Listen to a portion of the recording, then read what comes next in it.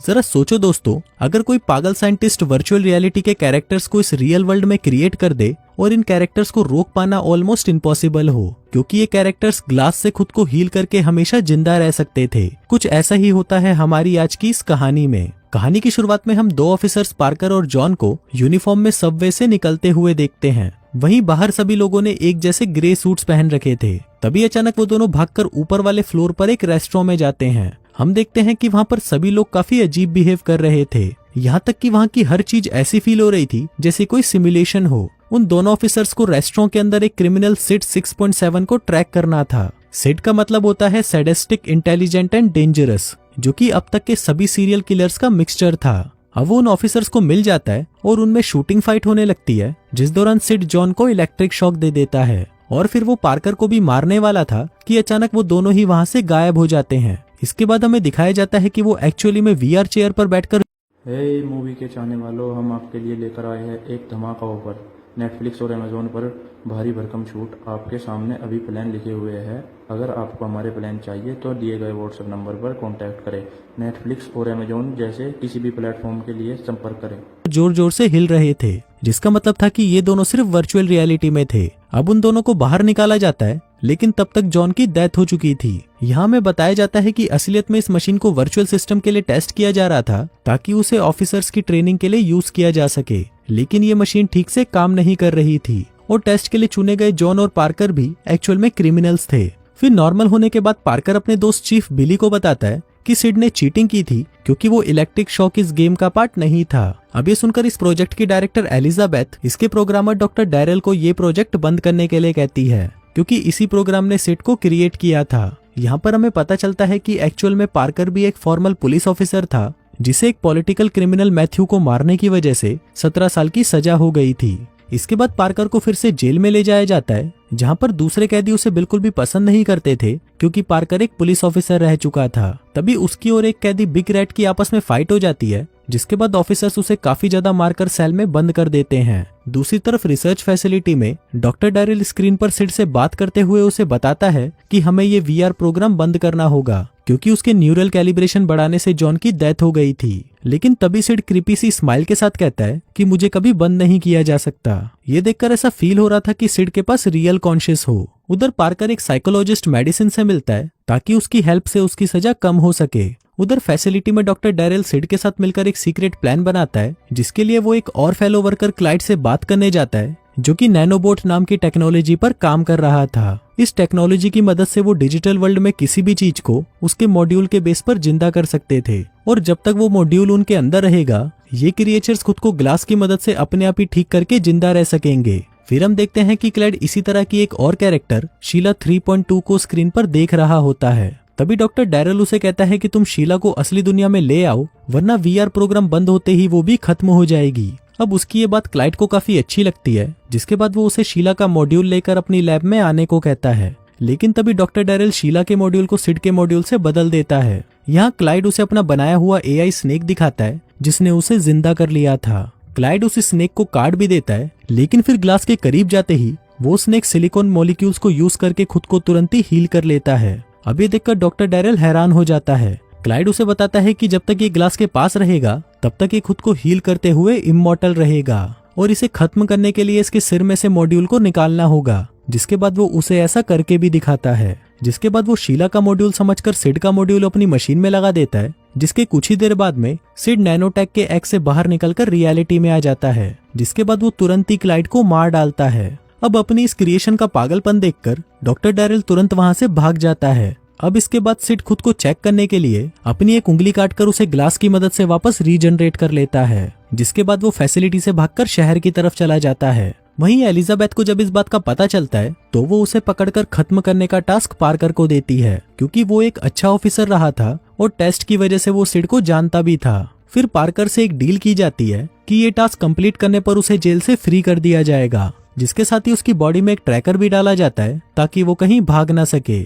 वहीं medicine police को blackmail करने लगती है कि उसे भी इस मिशन में पार्कर के साथ जाने दिया जाए, नहीं तो वो पब्लिक को इस इंसिडेंट के बारे में बता देगी। जिसके बाद उसे भी साथ भेजा जाता है। लेकिन ये पार्कर को बिल्कुल भी अच्छा नहीं लग रहा था, क्योंकि वो हमेशा से ही अकेला काम करता था। जिसके बाद वो दोनों ही उसे पकड़ने के लिए वहां से बाहर आ जाते हैं। दूसरी तरफ सिड ने एक कपल को मारकर अपने मर्डर की शुरुआत कर दी थी। उसने हिस्ट्री के फेमस क्रिमिनल चार्ल्स की तरह दीवार पर ब्लड से डेथ टू द पिग्स भी लिखा था। वहीं पार्कर और डॉक्टर कार्टर क्राइम सीन पर जाते हैं ताकि उन्हें कोई एविडेंस मिल सके। दूसरी तरफ डॉक्टर डैरेल बहुत बुरी तरह से डरकर एक मोटल रूम में छुपा हुआ था। वहीं क्राइम सीन पर उन दोनों को कोई एविडेंस नहीं मिलता तो वो डॉक्टर डैरेल के ऑफिस में जाते हैं ताकि वो कोई क्लू ढूंढ सके।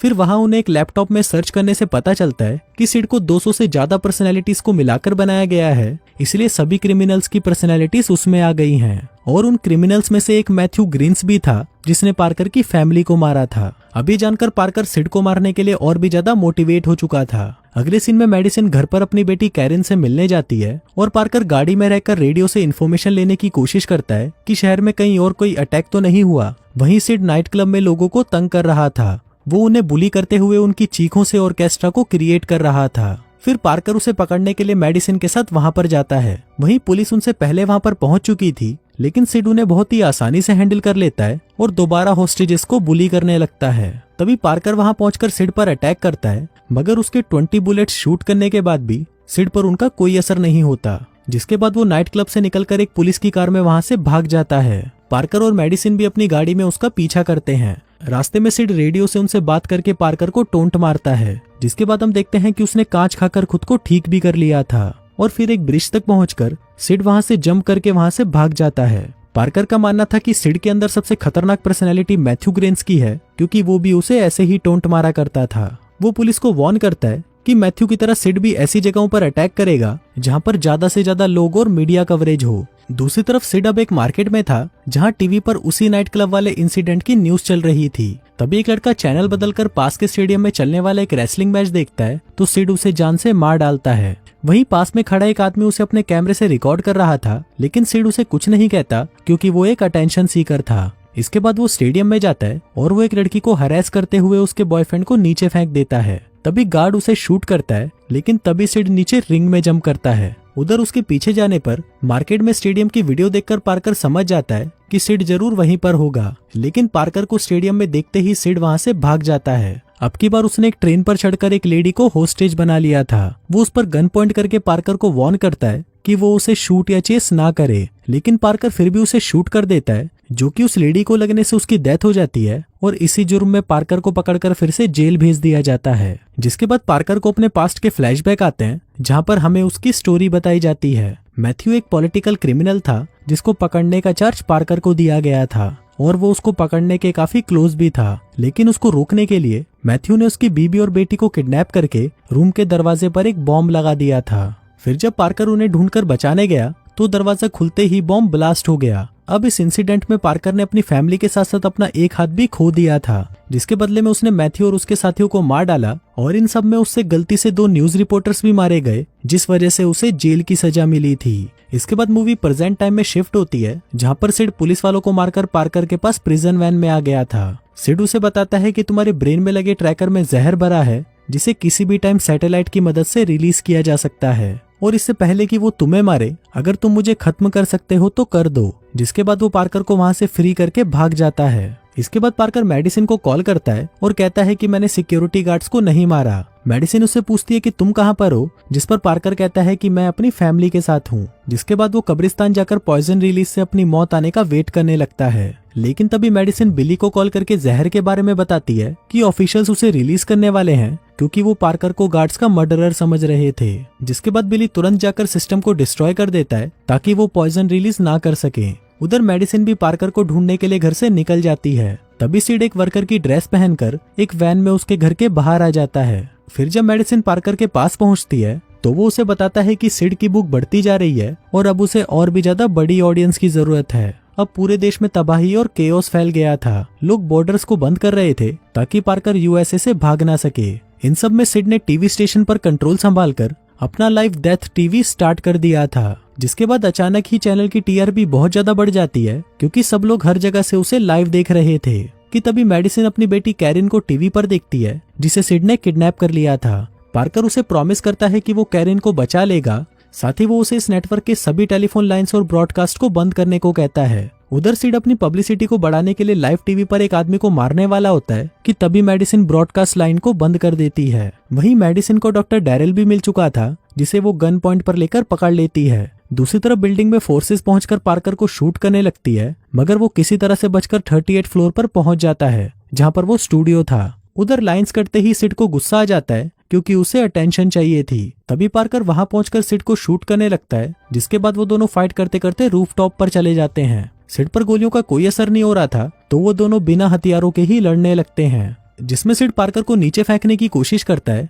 लेकिन तभी एक रस्सी में उलझकर वो दोनों ही नीचे लटक कर एक खिड़की से टकरा जाते हैं। यहाँ पर पार्कर को तो कुछ नहीं होता, लेकिन सिड बुरी तरह से घायल हो चुका था। फिर जैसे ही पार्कर उसके करीब जाकर कैरिन का पूछता है, सिड सिलिकॉन मॉलिक्यूल्स को ऑब्जर्व करके खुद को रीजनरेट करने लगता है, क्योंकि वो कांच के ऊपर गिरा था। लेकिन तभी पार्कर उसके सिर के पीछे से मॉड्यूल निकाल लेता है, जिससे सिड वहीं खत्म हो जाता है। तभी मेडिसिन भी डॉक्टर डैरेल को लेकर वहां पहुंच जाती है, जो उसे कहता है कि कैरिन की लोकेशन सिर्फ सिड को ही पता थी। लेकिन तभी यहाँ पर सीन चेंज होता है और हम दोबारा से रूफटॉप का सीन देखते हैं, जहाँ पर इस बार सिड ने पार्कर को नीचे फेंक दिया था, मगर पार्कर मरता नहीं और उसका निकला हुआ खून भी वापस चला जाता है। दरअसल सिड को मारने के बाद उसके मॉड्यूल को वीआर में ले जाया गया और यहाँ पर उसके साथ पार्कर और मेडिसिन भी थे। इसका सिड को पता नहीं था कि वो लोग वर्चुअल रियलिटी में हैं, क्योंकि वो लोग उससे कैरिन की लोकेशन जानना चाहते थे।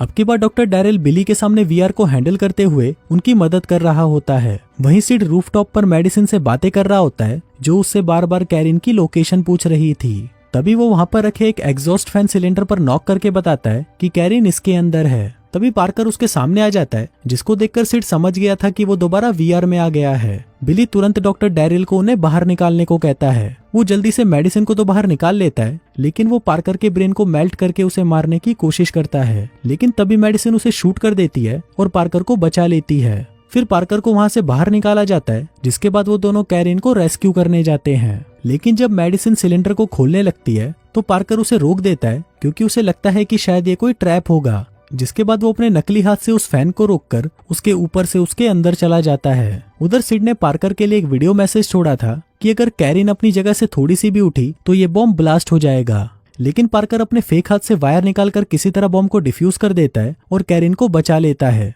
फिर फिल्म के लास्ट सीन में सिड उस मॉड्यूल को नीचे फेंककर तोड़ देता है, ताकि सिड जैसा इतना खतरनाक कैरेक्टर कभी भी इस दुनिया में वापस ना आ सके। और इसी के साथ ही ये फिल्म यहीं खत्म हो जाती है।